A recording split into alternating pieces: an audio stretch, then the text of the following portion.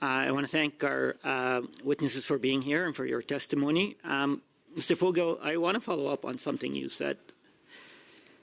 You said that the Palestinians are not entitled to a Palestinian state. I'm curious, in your opinion, what are they entitled to? Those stateless millions of Palestinians in the West Bank and Gaza, are they entitled to something? So thank you for the question. I don't think that I framed it in that way. I think what I said was in accordance with Security Council resolutions 242 and 338, Palestinian statehood is not an automatic entitlement, that there were expectations based on those two resolutions, and frankly, we can't cherry pick. Either we're committed to the UN or we're not.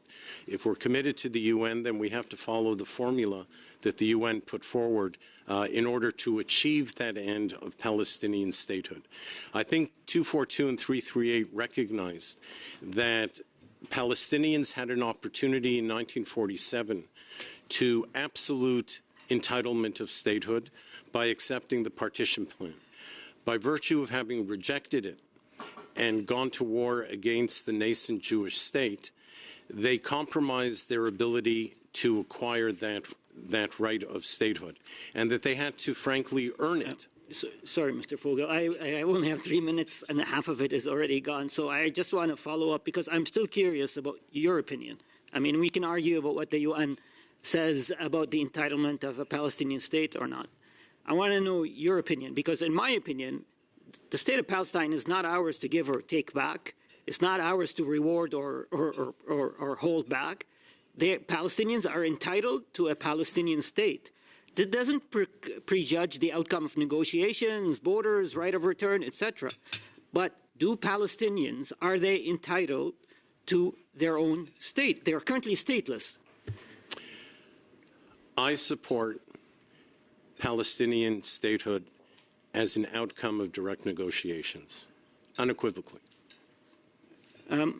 Because, by the way, every state recognition by Canada is unilateral.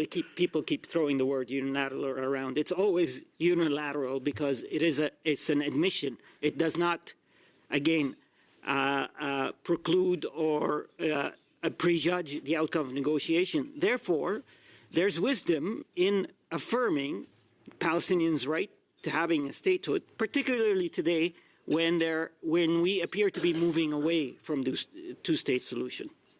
So, mindful of the time, I will simply say this. Canada has repeatedly, successive governments have repeatedly recognized the desired end of having Palestinian statehood as a result of direct negotiations. That's not the debatable point here.